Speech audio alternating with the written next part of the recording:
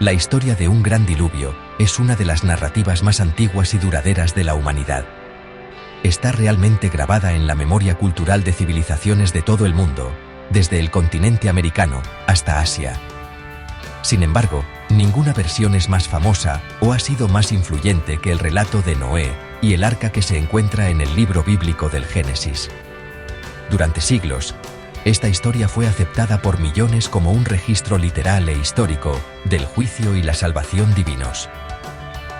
Pero con los descubrimientos arqueológicos de los siglos XIX y XX, se desenterraron antiguas tablas de arcilla de las arenas de Mesopotamia, revelando historias de diluvios que eran sorprendentemente similares a la narrativa bíblica, pero que fueron escritas siglos, incluso un milenio, antes de la época de Moisés.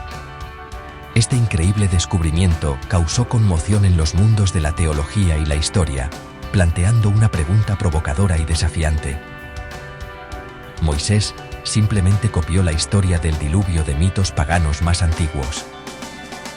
Esta pregunta golpea el corazón mismo de la autoridad y singularidad de la Biblia. Para los escépticos, los paralelismos parecen proporcionar una clara evidencia de que el Génesis no es una revelación divina, sino simplemente una pieza de literatura derivada, una adaptación hebrea del folclore mesopotámico común. Señalan los elementos compartidos: un héroe elegido, la construcción de un barco enorme, la salvación de animales y el eventual aterrizaje en una montaña, como prueba de plagio. Si el relato bíblico es solo una nueva narración de un mito más antiguo, ¿qué significa eso para sus afirmaciones de verdad histórica e inspiración divina? Esta línea de razonamiento sugiere un caso simple de plagio literario, donde un escriba israelita, quizás el propio Moisés, tomó una historia regional popular y la reformuló para que encajara en una cosmovisión monoteísta. Las implicaciones son profundas, potencialmente socavando los textos fundamentales del judaísmo y el cristianismo. Sin embargo, el problema está lejos de ser tan simple, y muchos eruditos, arqueólogos y teólogos serios argumentan que la hipótesis del plagio es una simplificación excesiva de una realidad mucho más compleja. Sostienen que, si bien las similitudes son innegables y significativas, las diferencias entre el relato del Génesis y sus contrapartes mesopotámicas son aún más profundas. Estas diferencias, argumentan, no son meros cambios estéticos, sino cambios fundamentales en la teología, la moralidad y el propósito que sitúan la narrativa bíblica en un plano completamente diferente. ¿Es posible que las similitudes no apunten al plagio, sino a un recuerdo compartido y antiguo de un evento catastrófico real? ¿Pudo el autor del Génesis haber estado involucrándose intencionalmente con estas historias bien conocidas para proporcionar una corrección divina, un relato verdadero que redime una memoria distorsionada? Esta investigación busca ir más allá de las acusaciones simplistas y adentrarse en el corazón de la evidencia. Preguntaremos qué dicen los expertos sobre estos textos antiguos y exploraremos el debate desde todos los ángulos. ¿Es la historia del diluvio de Noé un caso de plagio, una alteración consciente de mitos existentes o una revelación única y divinamente inspirada? Al examinar cuidadosamente los paralelismos literarios, las diferencias teológicas sustantivas y los datos históricos y geográficos, podemos comenzar a formar una comprensión más matizada. Nuestro viaje nos llevará a través de las ruinas de la antigua Babilonia, las bibliotecas de los eruditos bíblicos y el propio texto del Génesis para buscar respuestas a esta pregunta perdurable sobre el origen y la autenticidad de una de las historias más fundamentales del mundo. Una historia que continúa dando forma a nuestra comprensión de Dios, la humanidad y el mundo en que vivimos.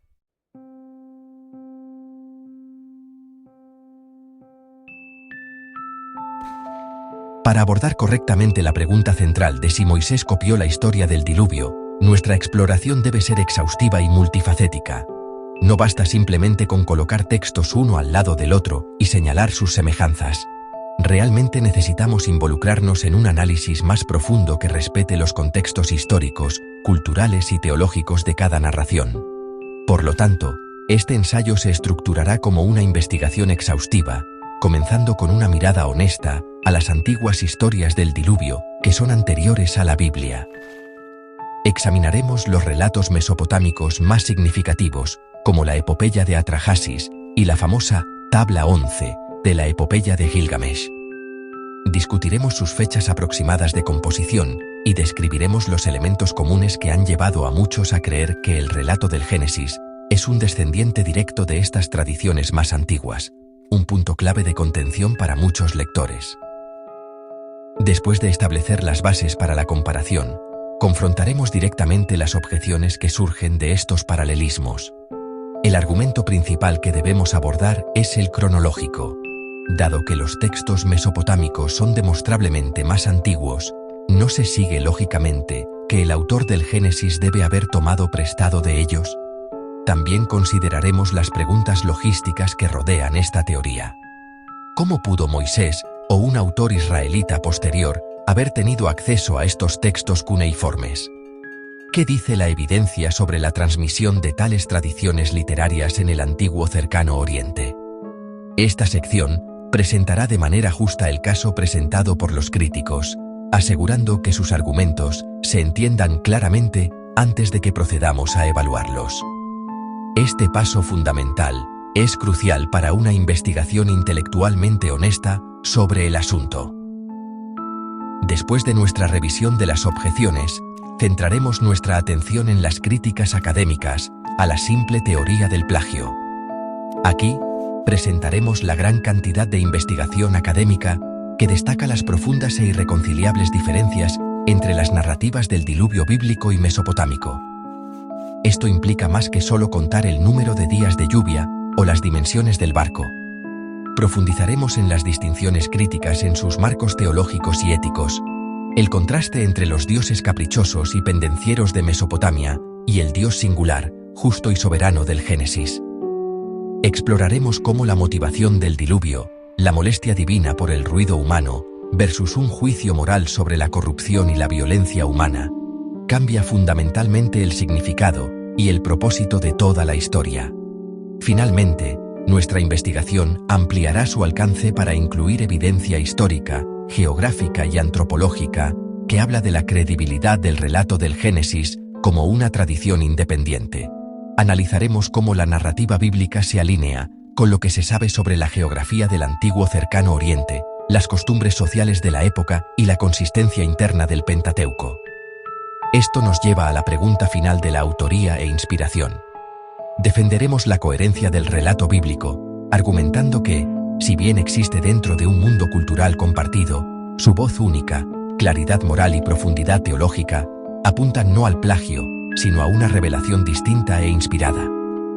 Este camino de investigación nos permitirá sopesar toda la evidencia y llegar a una conclusión bien razonada sobre los verdaderos orígenes de la historia del diluvio del Génesis.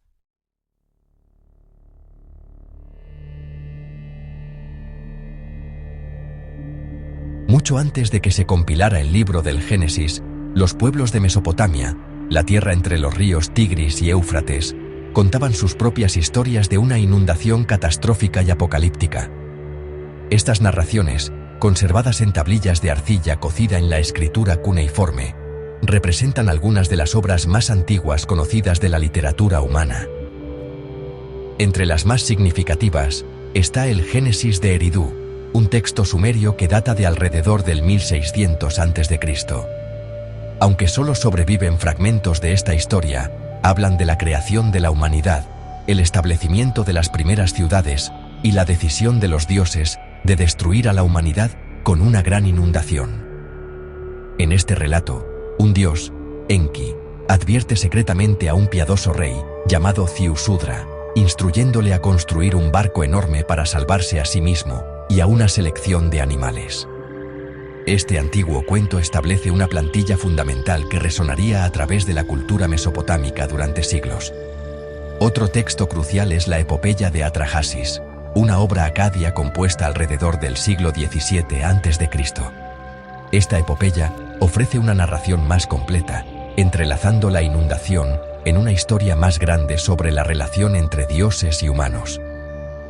En Atrahasis, los dioses menores se ven obligados a realizar un agotador trabajo manual y se rebelan. Para resolver esta disputa laboral, los dioses mayores crean a los humanos para que hagan el trabajo por ellos. Sin embargo, la humanidad se multiplica tanto que su ruido y alboroto comienzan a perturbar el sueño del gran dios Enlil.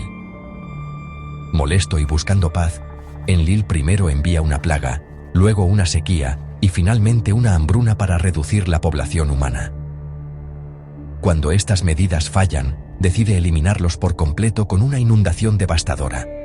Una vez más, el dios compasivo, Ea, el equivalente acadio del Enki sumerio, interviene, advirtiendo al sabio Atrahasis de la inminente perdición y dándole instrucciones precisas para construir un arca. Las instrucciones dadas a Atrahasis son detalladas, especificando la construcción de un barco sellado con betún para hacerlo impermeable. Se le dice que traiga a su familia y una colección representativa de animales a bordo. La historia describe el aterrador comienzo de la inundación, una tormenta tan feroz que incluso los dioses se asustan de su propia creación. Después de 7 días y 7 noches, las aguas disminuyen, y el barco de Atrahasis se posa en una montaña. Luego, libera pájaros, una paloma, una golondrina y un cuervo, para determinar si la tierra se ha secado lo suficiente como para desembarcar. Al salir del arca, Atrahasis ofrece un sacrificio a los dioses, quienes, hambrientos de sustento durante la inundación, se dice que se reunieron alrededor del olor de la carne asada como moscas. Esta epopeya contiene claramente muchos de los elementos centrales que aparecerían más tarde en otras narraciones de inundaciones. Estas historias no eran mitos oscuros, eran parte del cimiento cultural de la civilización mesopotámica, copiadas por escribas y recitadas durante más de 1000 años. Revelan una cosmovisión en la que la humanidad existe a merced de un panteón de deidades poderosas, pero a menudo mezquinas y caprichosas. La decisión de desatar la inundación en Atrahasis no proviene de un juicio moral sobre la maldad humana, sino de la irritación y los conflictos internos de los dioses. La supervivencia de la humanidad pende de la traición secreta de un dios contra otro. Estas narraciones circularon ampliamente por todo el antiguo cercano Oriente, formando un trasfondo cultural compartido con el que cualquier habitante de la región, incluidos los primeros israelitas, habría estado familiarizado, al menos en alguna forma oral o escrita. Su existencia sienta las bases para la pregunta crítica de la influencia y la transmisión.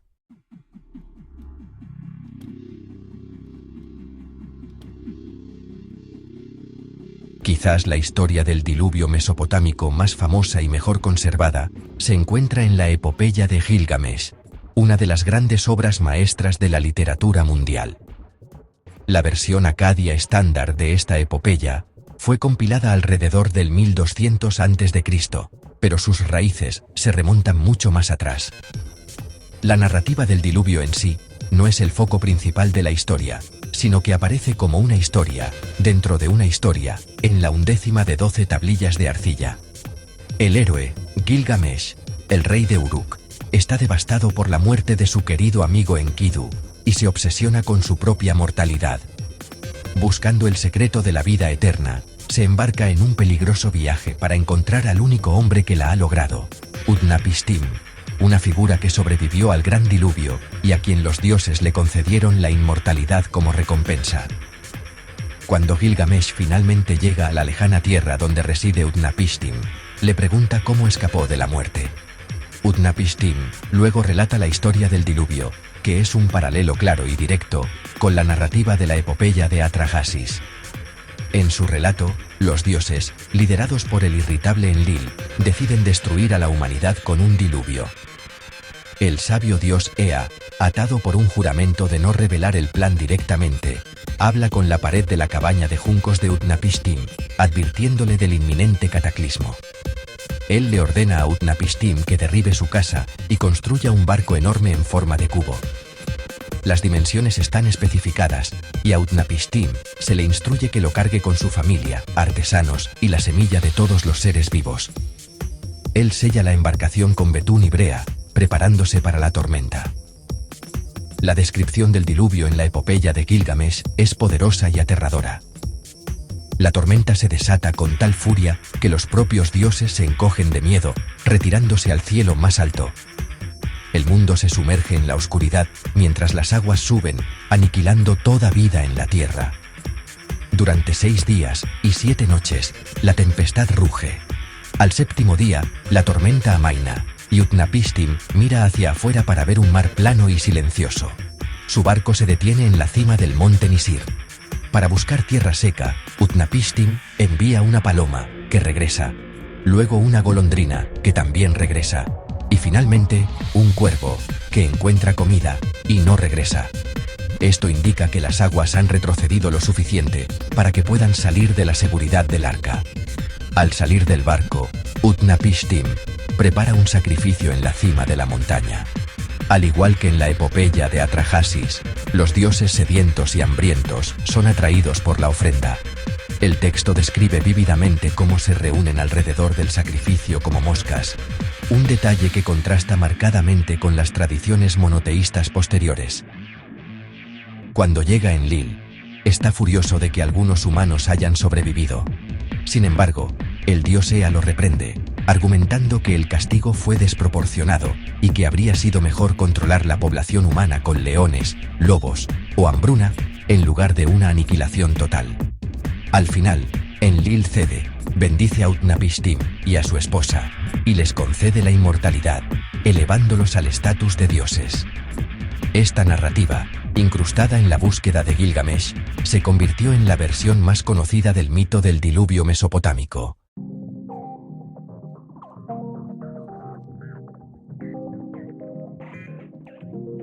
Cuando se ponen estos textos antiguos junto al relato bíblico en Génesis, las similitudes son inmediatamente claras y, sinceramente, imposibles de ignorar. Una comparación lado a lado muestra una estructura de historia compartida que parece ir más allá de una simple coincidencia.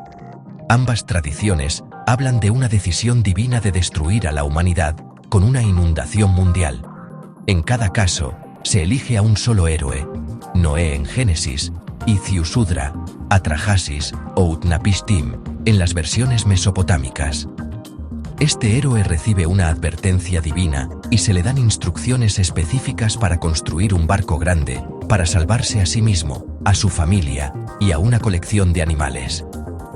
Los detalles de construcción a menudo incluyen sellar la embarcación con brea o betún para hacerla impermeable, lo cual, ya sabes, era una necesidad práctica para cualquier empresa de este tipo en esa región.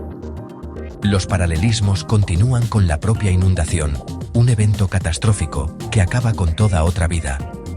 La secuencia de eventos después de que las aguas comienzan a bajar también es sorprendentemente similar. El barco se detiene en una montaña, Ararat en Génesis, Nisir en Gilgamesh. Luego, el héroe envía pájaros para averiguar si la tierra está seca. Aunque las especies específicas de pájaros difieren un poco entre los relatos, la función de la historia es idéntica: probar si el mundo después de la inundación es habitable. Al desembarcar, el primer acto del héroe es construir un altar y ofrecer un sacrificio al reino divino, un acto de gratitud y adoración que restablece la conexión entre lo humano y lo divino. La deidad o deidades luego huelen el agradable aroma del sacrificio y responden, en Génesis, con la promesa de no volver a destruir la tierra con agua.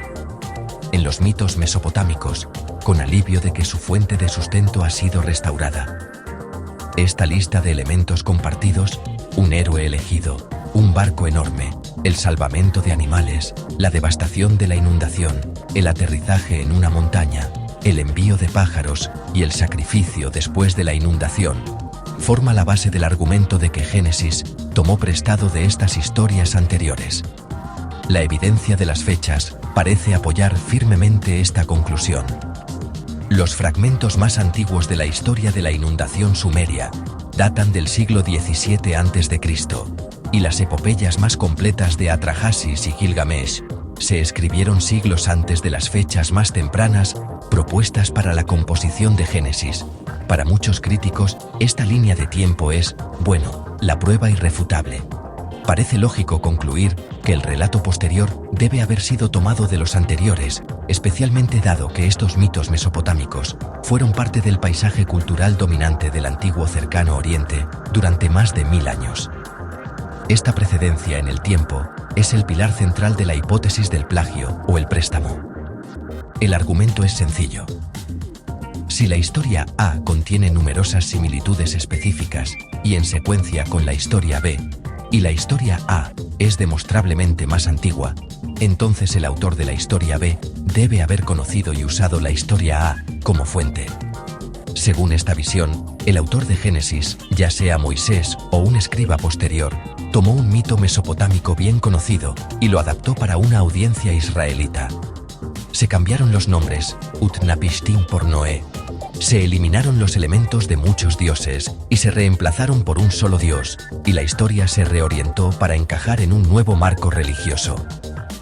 Esta perspectiva presenta un desafío importante a la visión tradicional de Génesis como una revelación divina única y directa, lo que obliga a un examen más profundo de la relación entre estas poderosas tradiciones antiguas.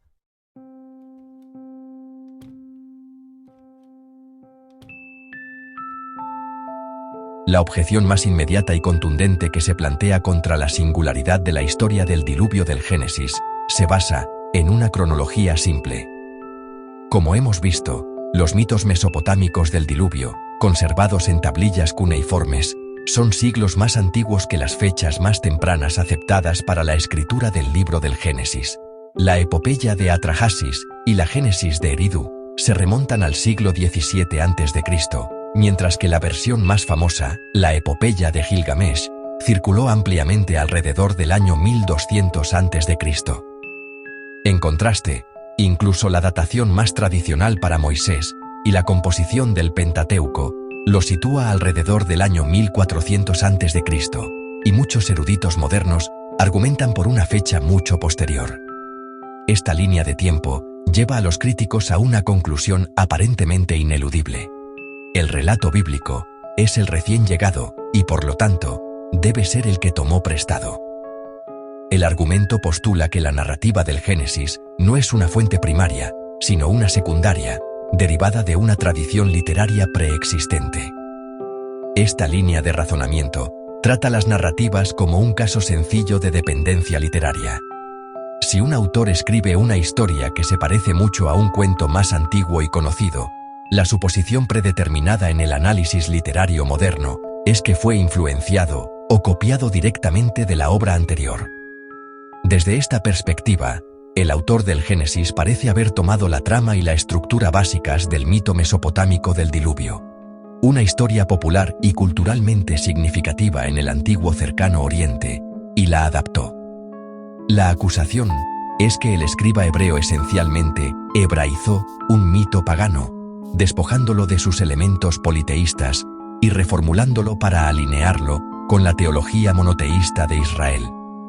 Este argumento cronológico es poderoso porque se basa en artefactos arqueológicos tangibles y fechables, lo que lo convierte en un punto difícil de descartar por completo para aquellos que defienden la originalidad de la Biblia. Además, los defensores de este punto de vista argumentan que la existencia de una narrativa cultural tan dominante habría hecho casi imposible que surgiera una historia nueva y similar en el vacío. El mito del diluvio no era una pieza oscura del folclore, fue la base de la identidad, la cosmología y la literatura mesopotámica durante más de 1500 años. Se enseñaba en las escuelas de escribas y se recitaba en las cortes reales. Para un autor israelita antiguo, crear independientemente una historia con tantos paralelismos específicos y secuenciales, un héroe elegido, un arca enorme, la recolección de animales, el envío de pájaros y un sacrificio posterior al diluvio, parece, para el escéptico, estadísticamente improbable. El camino de menor resistencia, y por lo tanto la explicación más probable, es que el relato del Génesis es simplemente la versión israelita de una historia que todos en la región ya conocían. Esta objeción, por lo tanto, presenta un desafío formidable a la comprensión tradicional del Génesis como una revelación divina directa e incomparable. Si la narrativa central fue tomada prestada, surgen preguntas sobre lo que realmente significa la inspiración. ¿Significa que Dios inspiró a Moisés para plagiar y modificar un mito pagano? ¿O sugiere que la historia no es histórica en absoluto, sino una alegoría teológica construida sobre un marco ficticio prestado? La precedencia cronológica de los relatos mesopotámicos obliga a una reevaluación de los orígenes del texto bíblico. Demanda una respuesta sobre si las similitudes son prueba de copia, o si otra explicación más compleja puede dar cuenta de los elementos compartidos entre estas culturas antiguas, una explicación que aún permita las afirmaciones teológicas únicas de la narrativa del Génesis.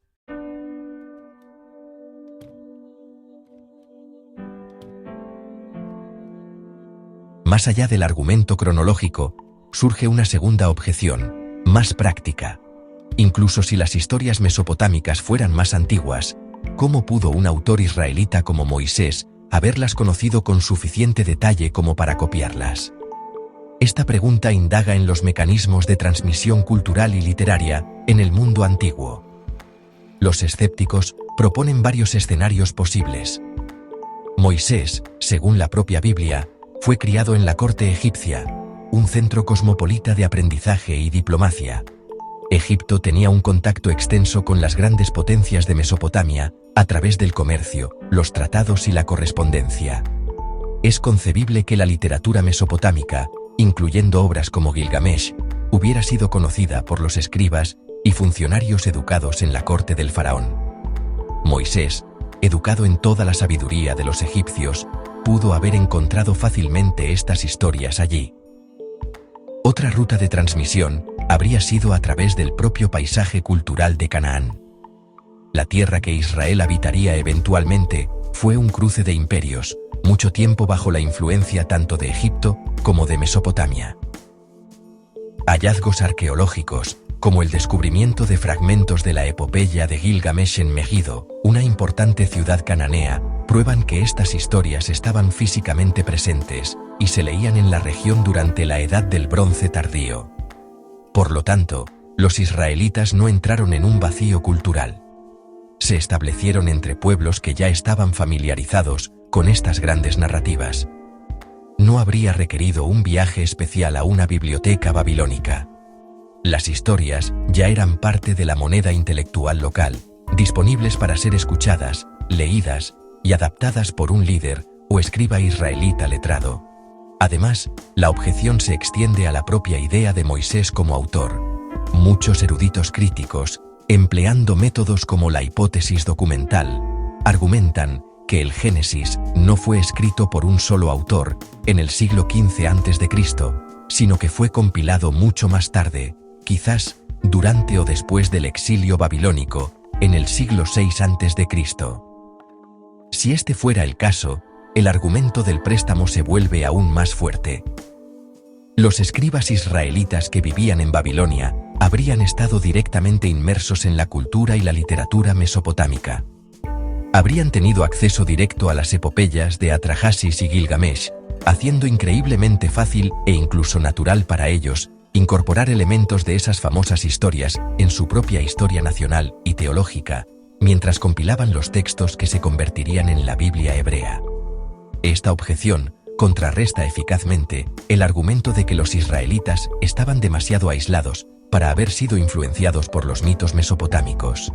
Ya sea a través de la educación egipcia de élite de Moisés, el ambiente cultural de Canaán o la exposición directa durante el exilio babilónico, hubo múltiples vías históricamente plausibles para que la historia del diluvio se transmitiera de fuentes mesopotámicas a escritores israelitas.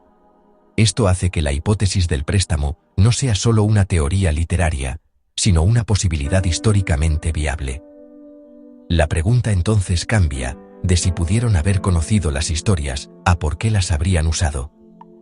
Para el crítico, la respuesta es simple: para crear un mito fundacional para su propio pueblo que pudiera estar a la altura de las grandes epopeyas de sus poderosos vecinos, pero replanteado para elevar a su propio Dios, Yahvé.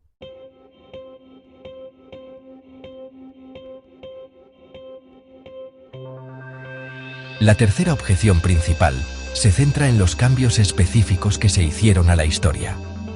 Si el autor del Génesis simplemente estaba plagiando, ¿por qué hay tantas diferencias en los detalles, como los nombres de los héroes, la forma del arca, la duración del diluvio y las especies de aves enviadas?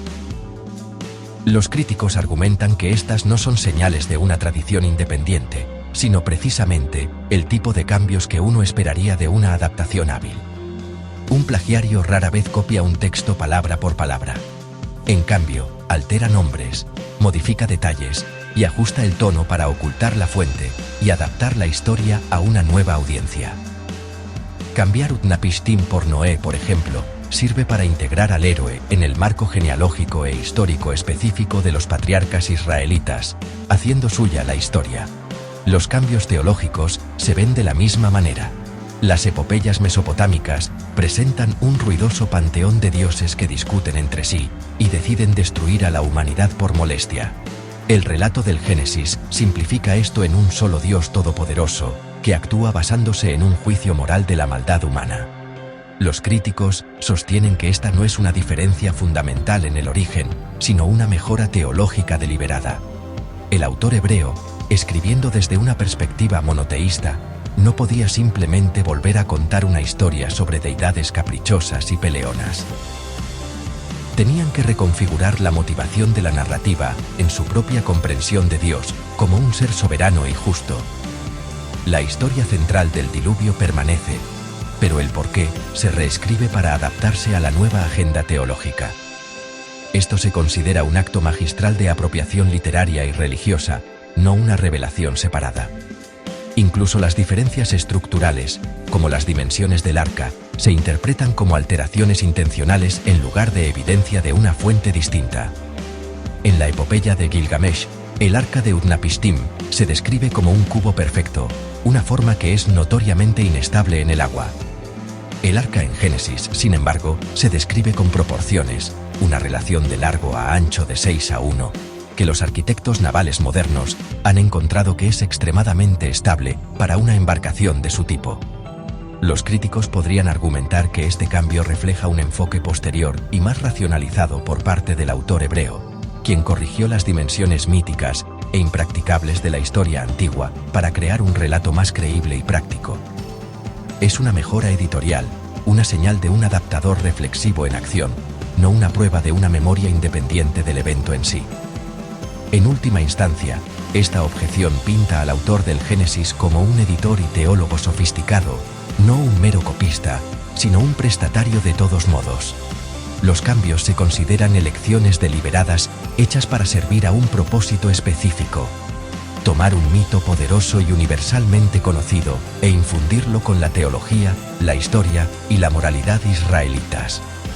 Las diferencias, desde este punto de vista, no debilitan la acusación de plagio, sino que la fortalecen al demostrar un motivo y un método claros.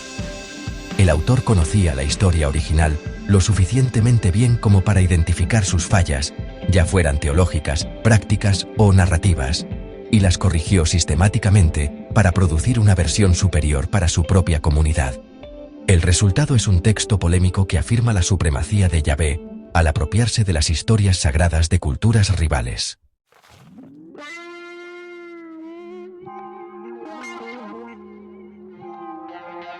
Si bien los paralelismos estructurales entre los relatos del diluvio del Génesis y los mesopotámicos son asombrosos, una mirada más profunda revela un abismo teológico tan amplio que pone seriamente en duda toda la teoría del simple plagio.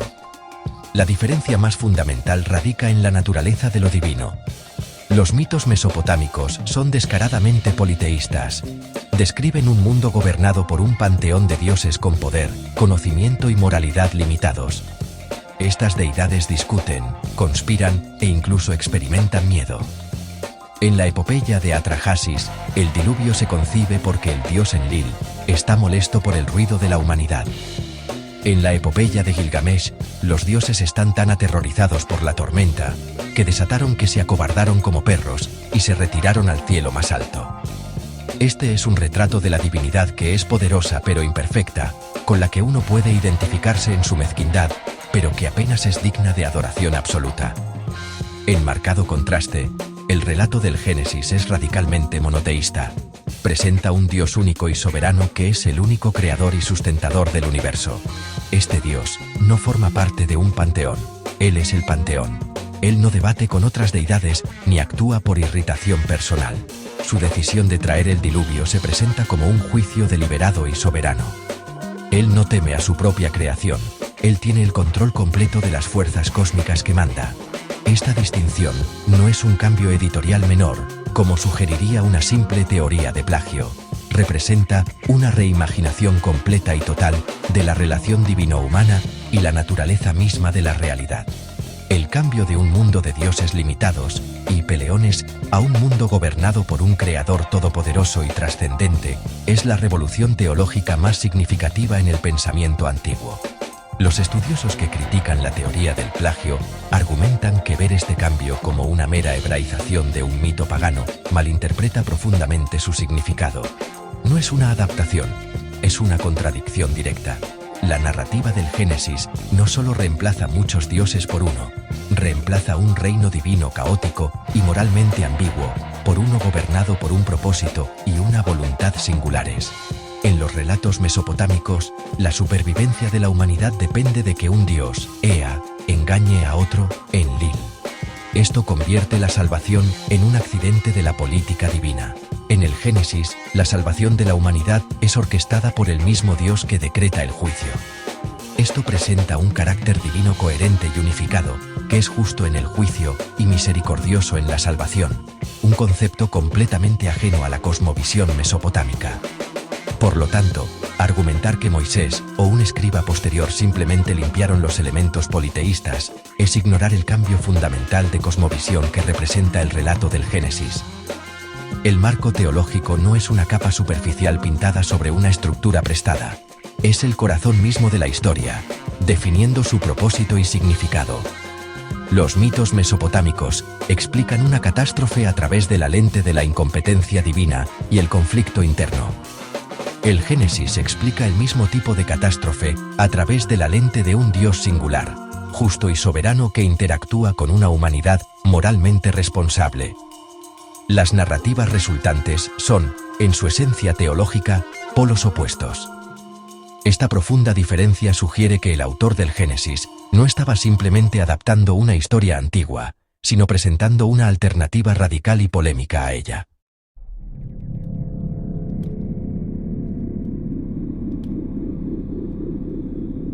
Fluyendo directamente desde el abismo teológico, hay una diferencia igualmente profunda en la motivación ética detrás del diluvio.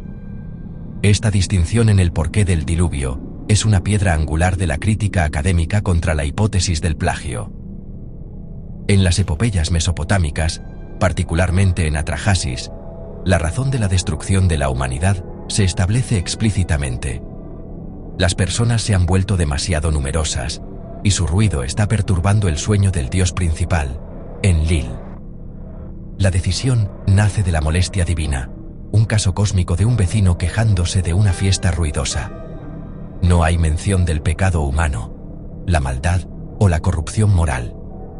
El castigo no está vinculado a ningún acto ilícito por parte de la humanidad. Es una cuestión de conveniencia divina.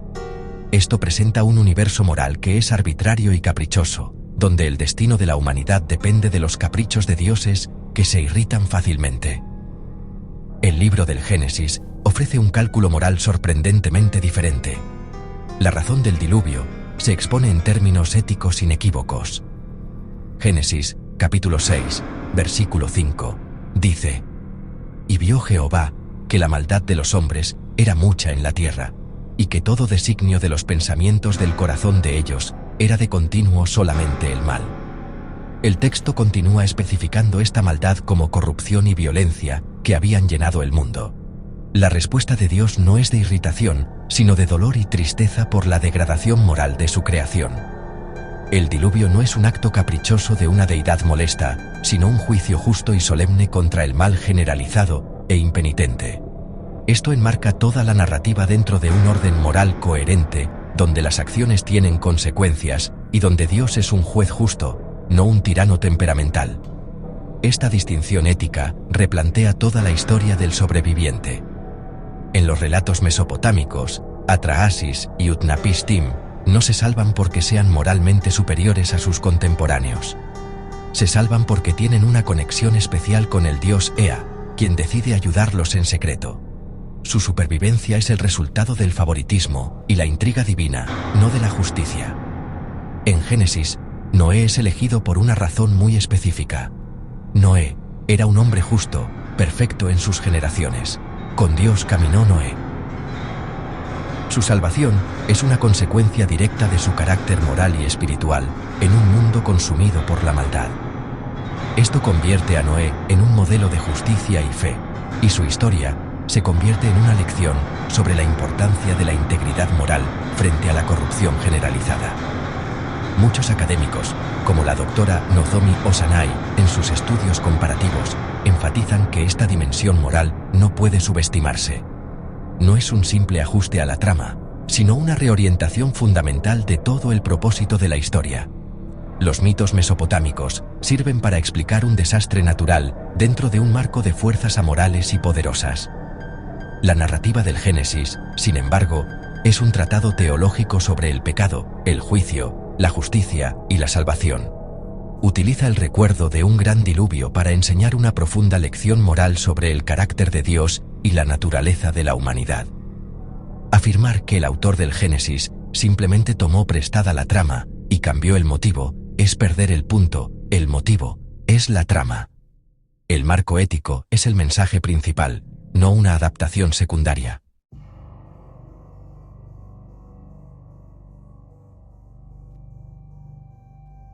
Sección 1. Fundamentando la narrativa, la plausibilidad geográfica del Génesis. Más allá de los argumentos literarios y teológicos, el relato del Génesis gana una credibilidad significativa cuando se examina a través de la lente de la historia y la geografía. Si la narrativa bíblica fuera simplemente un cuento de ficción tomado de fuentes mesopotámicas, uno esperaría que sus detalles geográficos fueran vagos, míticos o simplemente un reflejo de un paisaje babilónico. Sin embargo, el Génesis fundamenta su narrativa en un contexto geográfico específico e identificable que se alinea notablemente bien con el mundo del antiguo Cercano Oriente. El texto menciona lugares, pueblos y características topográficas específicos que le dan un aire de autenticidad.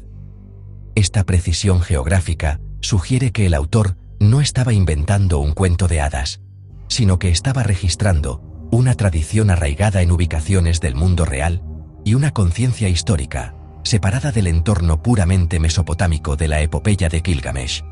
Por ejemplo, la narrativa posterior al diluvio comienza con el arca posándose en las montañas de Ararat.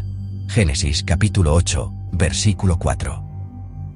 Mientras que la epopeya de Gilgamesh nombra un pico diferente, el monte Nisir, la región de Ararat, conocida históricamente como el reino de Urartu en inscripciones antiguas, es una cordillera bien documentada y prominente ubicada en las tierras altas de lo que ahora es el este de Turquía. Esta ubicación es geográficamente lógica para una historia que involucra a pueblos que luego migrarían a las llanuras de Sinar, Mesopotamia, como se describe en Génesis, capítulo 11. El texto bíblico proporciona un punto de partida plausible para la repoblación del mundo, conectando el lugar de aterrizaje del arca con los movimientos subsiguientes de las civilizaciones. Esta atención al detalle geográfico sugiere un escritor familiarizado con la topografía más amplia del Cercano Oriente, no solo un escriba confinado a una biblioteca babilónica. Además, las narrativas subsiguientes en Génesis, como la tabla de las naciones en el capítulo 10, proporcionan un mapa etnográfico y geográfico detallado que refleja una comprensión sofisticada del mundo antiguo. Este capítulo enumera a los descendientes de los hijos de Noé, Sem, Cam y Jafet, y traza su dispersión por el mundo conocido, nombrando docenas de tribus, pueblos y ciudades desde Mesopotamia hasta Egipto, y desde el Golfo Pérsico hasta el Mediterráneo. Muchos de estos nombres, como Elam, Asur, Lud y Mizraim, Egipto, corresponden directamente a pueblos y naciones históricas conocidas del segundo milenio antes de Cristo. Este marco genealógico y geográfico detallado no es una característica de los mitos mesopotámicos, que se centran más en el héroe único y las acciones de los dioses.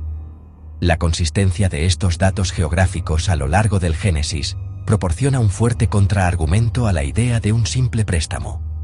Un autor que simplemente adapta un mito extranjero tendría pocas razones para incrustarlo dentro de un mapa geopolítico tan complejo y en gran parte preciso.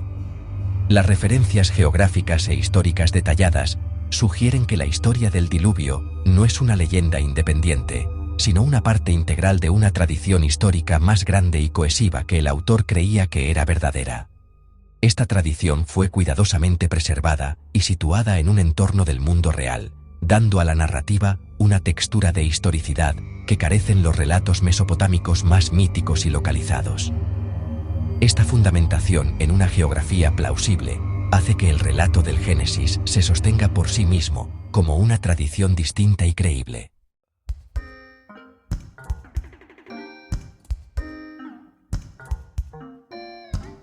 Los detalles antropológicos entretejidos en la narrativa del Génesis, las estructuras sociales, las costumbres y los conceptos legales, también proporcionan una capa convincente de evidencia de su autenticidad como una tradición distinta.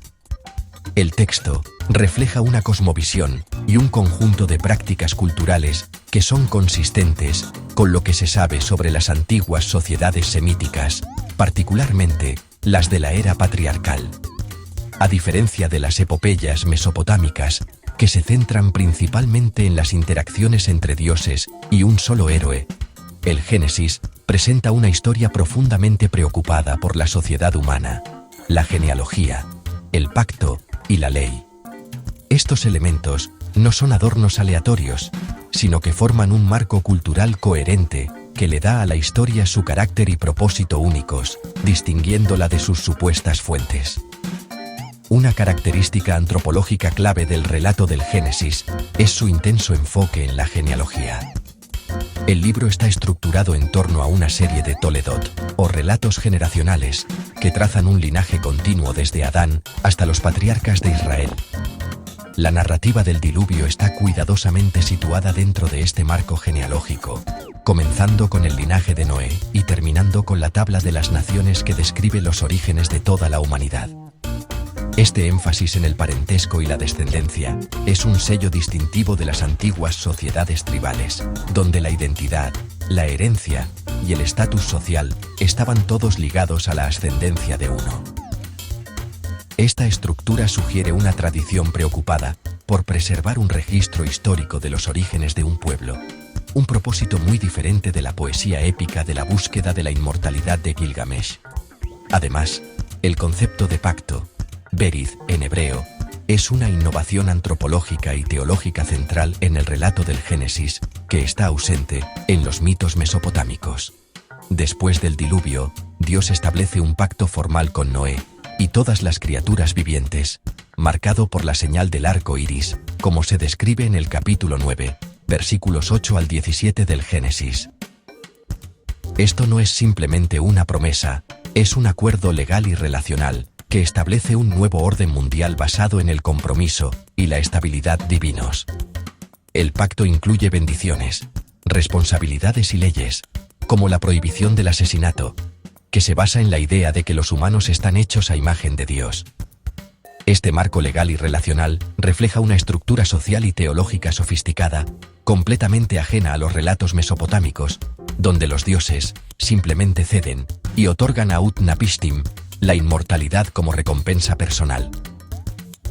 Esta coherencia interna de temas sociales y legales le da a la narrativa del Génesis una firma antropológica distintiva. Prácticas como el sacrificio, la construcción de altares, el concepto de justicia y la importancia de las líneas familiares están todas entretejidas en un tapiz cultural consistente. Estos no son pegotes o inserciones literarias aleatorias de otra cultura. Representan la cosmovisión social y religiosa fundamental del antiguo Israel. La historia del diluvio no es solo sobre un desastre. Es sobre la refundación de la sociedad humana sobre una nueva base moral y de pacto. Esta profunda integración de preocupaciones antropológicas únicas sugiere fuertemente que el relato del Génesis surgió de su propia matriz cultural, no como una mera copia de un mito extranjero.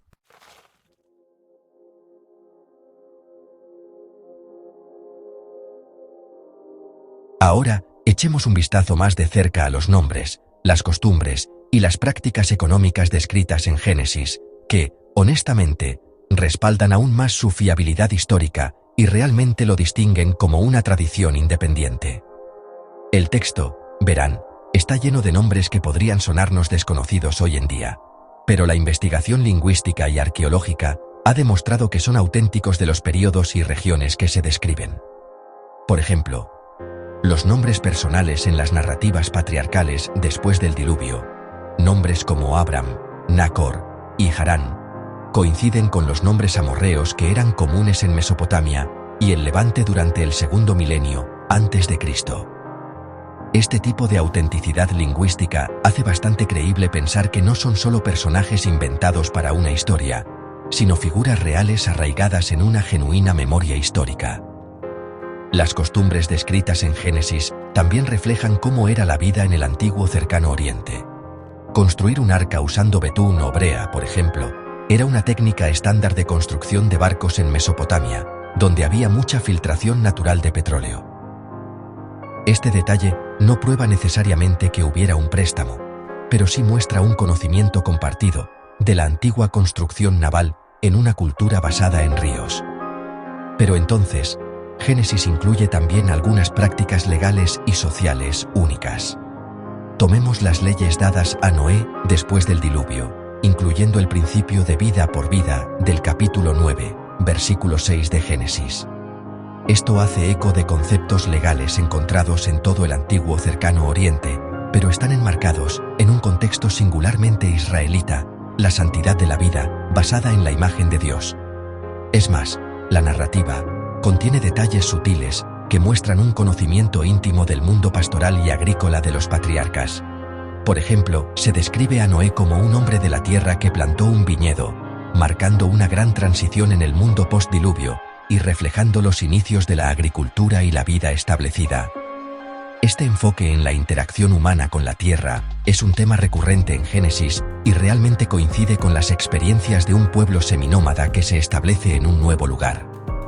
Estas no son las grandes y épicas preocupaciones de reyes y dioses mesopotámicos.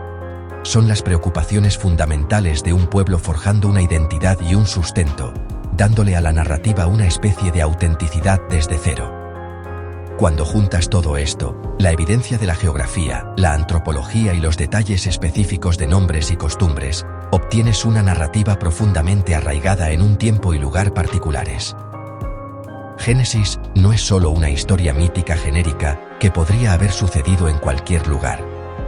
Está incrustado en el mundo histórico y cultural específico del antiguo Cercano Oriente, pero aún mantiene una voz y perspectiva distintas que lo separan de los mitos mesopotámicos.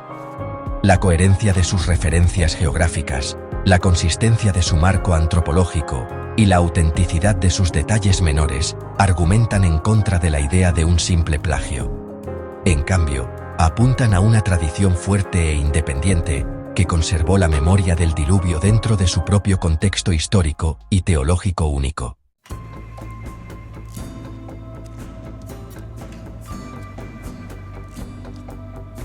Después de revisar toda la evidencia literaria, histórica y teológica compleja, finalmente llegamos al corazón del asunto, el caso de la inspiración bíblica. Para los creyentes, la Biblia no es solo otro libro antiguo, se considera la palabra de Dios. Pero, ya sabes, ¿qué significa realmente la inspiración aquí?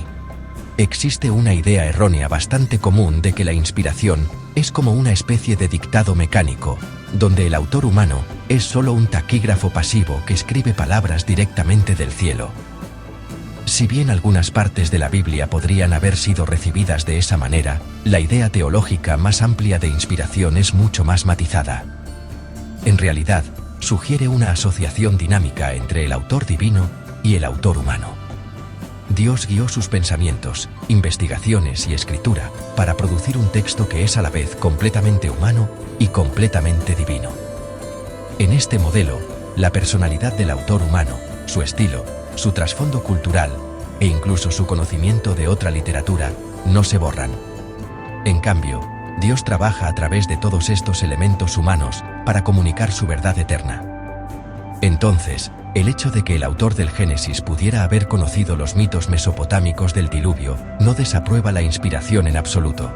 Al contrario, encaja perfectamente con una comprensión sofisticada de cómo Dios se revela en la historia.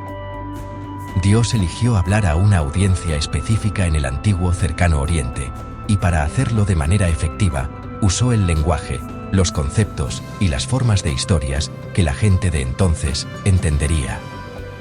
La inspiración no reside necesariamente en crear una forma de historia totalmente nueva, sino en el mensaje veraz que se transmite a través de ella. Esta perspectiva sostiene que el relato del Génesis tiene una autoridad única, porque su fuente última es Dios mismo. Mientras que los mitos mesopotámicos son los intentos defectuosos y distorsionados de la humanidad para dar sentido a una catástrofe pasada, el Génesis es la revelación autorizada de Dios del verdadero significado de ese evento. La inspiración se encuentra en su claridad teológica, su coherencia moral y su perfecta alineación con el plan de redención de Dios tal como se desarrolla a lo largo del resto de las Escrituras. Es la voz divina la que convierte una historia común de desastre en una narrativa fundamental sobre el pecado, el juicio, la gracia y el pacto.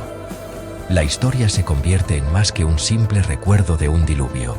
Se convierte en un capítulo en la gran historia de la salvación. Por lo tanto, el caso de la inspiración bíblica no requiere que la historia del diluvio del Génesis no tenga paralelos en otras culturas. En cambio, se basa en la afirmación de que la versión bíblica es la verdadera y autorizada. Afirma que, en un mar de ecos distorsionados, Dios inspiró a un autor para que pusiera las cosas en claro. La coherencia interna de la narración, su elevada visión moral y teológica, y su lugar armonioso dentro del canon de las Escrituras, se consideran huellas dactilares de lo divino. La inspiración asegura que el texto final, con toda su particularidad humana y cultural, comunica la mente y el corazón de Dios a su pueblo, tanto en ese contexto antiguo como, honestamente, para todas las generaciones venideras.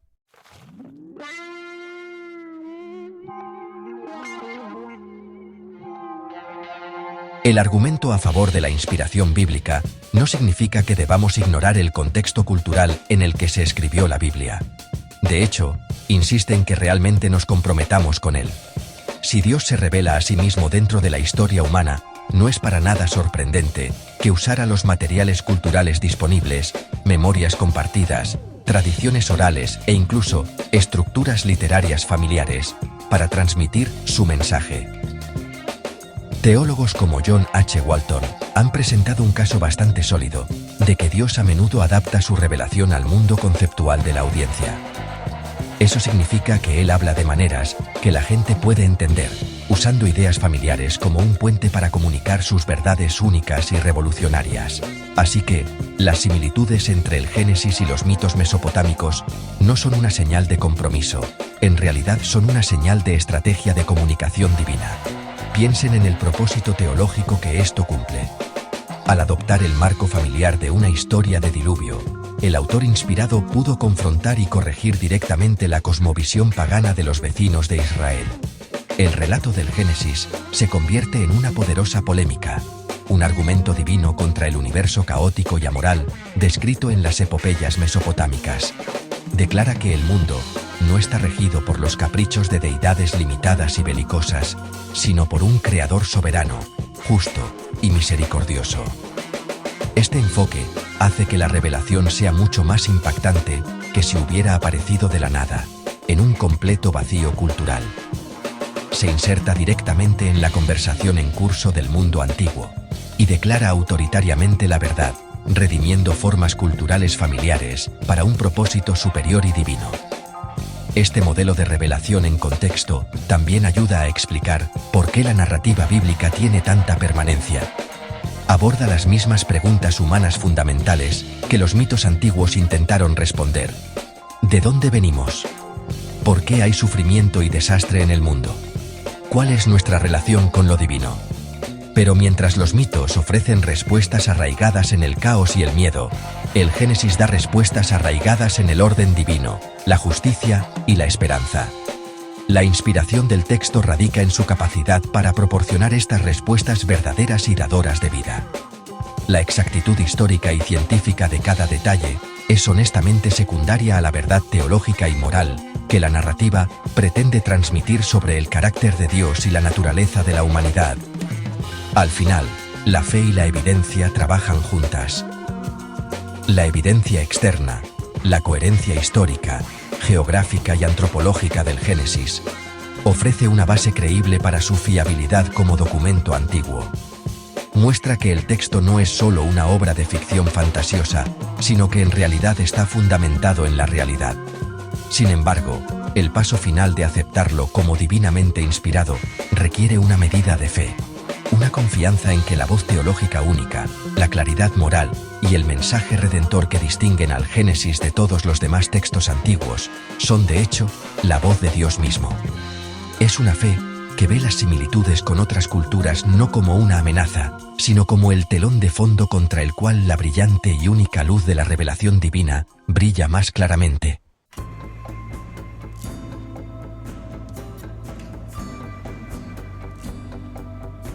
Nuestro viaje a través del mundo antiguo realmente nos ha puesto cara a cara con una de las preguntas más perdurables sobre los orígenes de la Biblia.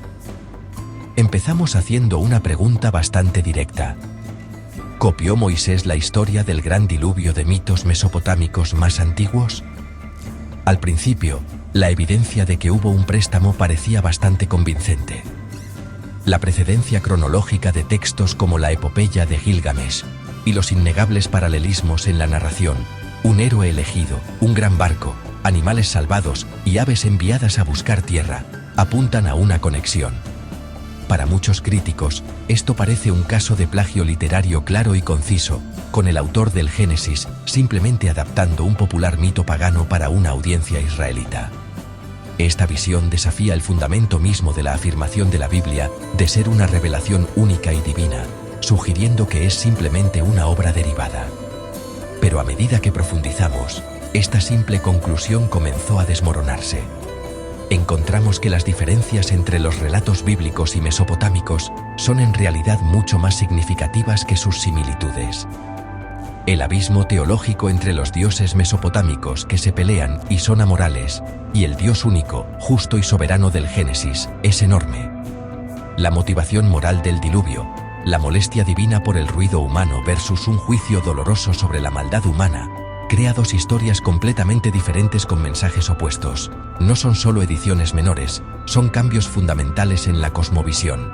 También analizamos explicaciones alternativas para los paralelismos, como la idea de una memoria compartida de una catástrofe histórica real. Esto significaría que los relatos hebreos y mesopotámicos son en realidad interpretaciones culturales distintas del mismo evento, no copias el uno del otro. Además de eso, la narrativa del Génesis muestra una coherencia interna notable que respalda su estatus como una tradición independiente. Sus detalles están arraigados en la geografía plausible, las costumbres sociales y las realidades históricas del antiguo Cercano Oriente, dándole una autenticidad que las epopeyas mesopotámicas más míticas simplemente no tienen. Esta evidencia sugiere que el relato del Génesis no es un trabajo de cortar y pegar, sino una obra cohesiva arraigada en su propia memoria cultural e histórica. Entonces, el caso de la inspiración bíblica no requiere ignorar los paralelismos.